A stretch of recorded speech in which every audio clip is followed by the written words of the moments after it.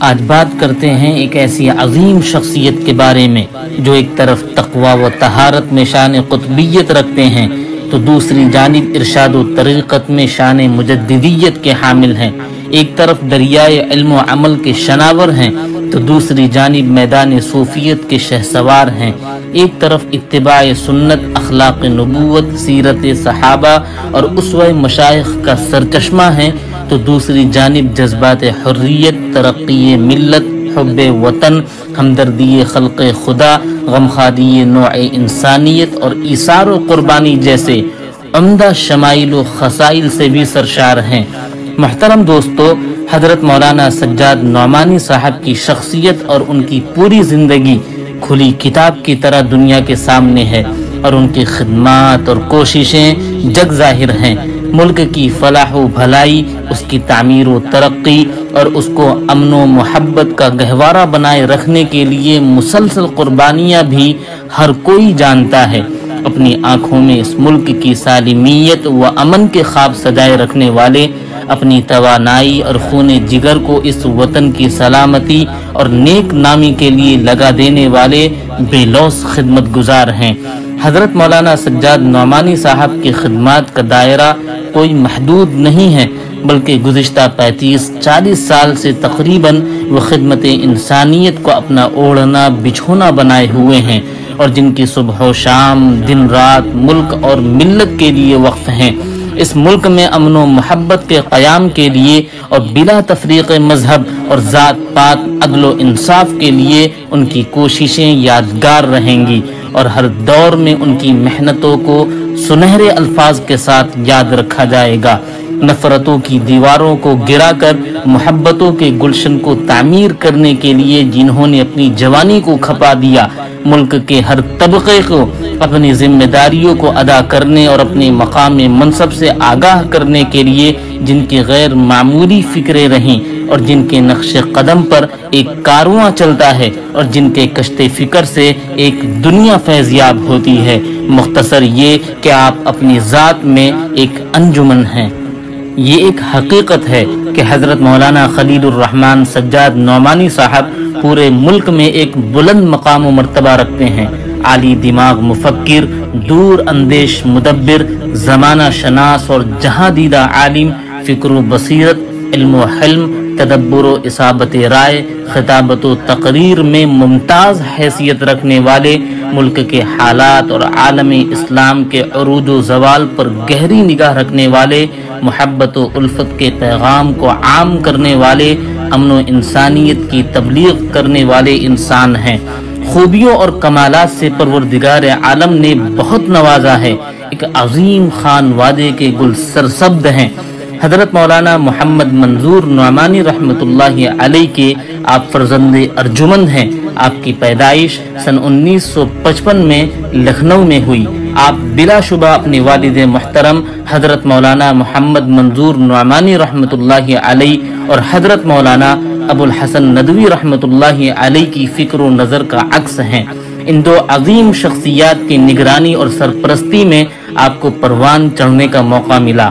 آپ نے جہاں ظاہری علوم میں وقت کے جلیل القدر ائمہ فن اساتذہ سے کسب فیض کیا، وہیں علوم باطنی اور روحانی دنیا میں بھی آپ نے اکابر اہل اللہ سے خوب استفادہ کیا اور ہر ایک کے منظور نظر رہے۔ تفسیر قرآن میں آپ کی مہارت و قابلیت اور بصیرت روز اول سے مقبول اور مسلم رہی۔ آپ نے مسند تدریس کو بھی زینت بخشا۔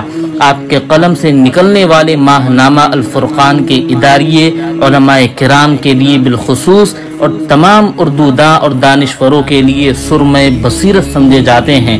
آپ کی عظمت، شخصیت اور آپ کی گرا قدر خدمات کو نہ صرف ہندوستان کے لوگ بلکہ پوری دنیا جانتی ہے۔ آپ نے اپنی زندگی کو شروع سے آج تک انسانیت کی خدمت میں کھپایا۔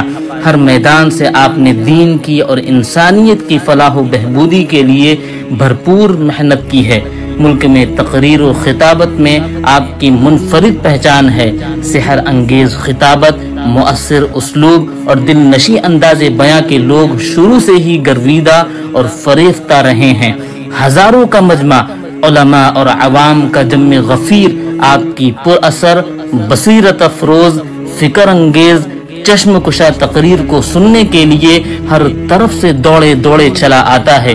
الحمدللہ اس وقت آپ کے چشمہ علم و عرفاں سے جاری ہونے والے فیوز و برکات سے پورے دنیا کے مسلمان مستفیض ہو رہے ہیں۔ محترم دوستو، آپ کو جان کر یہ حیرانی ہو گئی کہ ممبئی نیرل میں جہاں ایک طرف نئی نسل کو دین و دنیا کا جامعہ بنانے کے لیے دارالعلوم امام ربانی کے نام سے ایک عصری تعلیم گاہ قائم ہے، وہیں ملک و معاشرے کے لیے قابل اور باصلاحیت علماء کو تیار کرنے کے لیے دینی مدارس کے فارغ التحصیل طلباء کے لیے معہد الامام ولی الدہلوی آپ کی فکروں اور بلند عزائم کا شاہکار ہے۔ وہیں اسی میں خانقاہ نعمانیہ مجددیہ بھی آباد ہے، جہاں روح اور دل کی تسکین کے لیے ہزاروں لوگ آتے ہیں اور دوائے دل لے کر جاتے ہیں، ویران قلب کو محبت الہی اور جذبہ اتباع سنت سے آباد، روشن اور منور کر کے لوٹتے ہیں، اور ہر مہینے کے آخری اتوار کو ماہانہ مجلس کا بیان پوری دنیا میں سنا جاتا ہے، اور مختلف ریاستوں سے لوگ اس روحانی تربیت گاہ پہنچ کر براہ راست استفادہ کرتے ہیں۔ انسانیت کی خدمت کی نیت سے اپنے بڑوں کے مشورے کے بعد آپ نے سن 1995 میں رحمان فاؤنڈیشن کی بنیاد لکھنؤ میں رکھی تھی۔ آج بھی وہ پوری آب و تاب کے ساتھ قائم ہے اور خدمت خلق کے کام کو انجام دینے میں مصروف ہے۔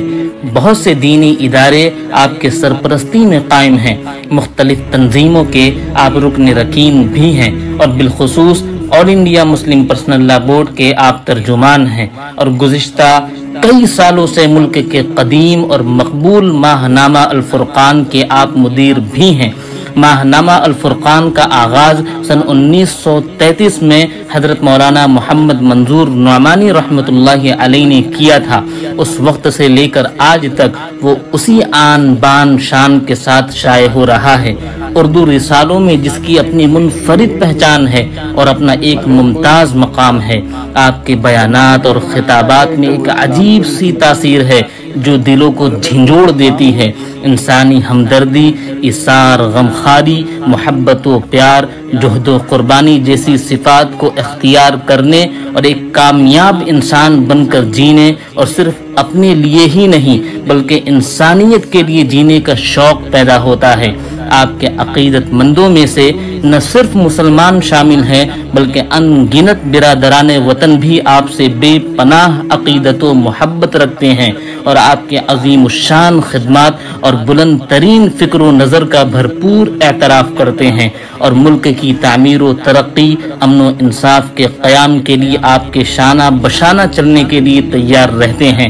محترم دوستو، یہ چند باتیں تھیں جو حضرت مولانا سجاد نعمانی صاحب مدظ اللہ العالی کے تعارف میں ذکر کی گئیں۔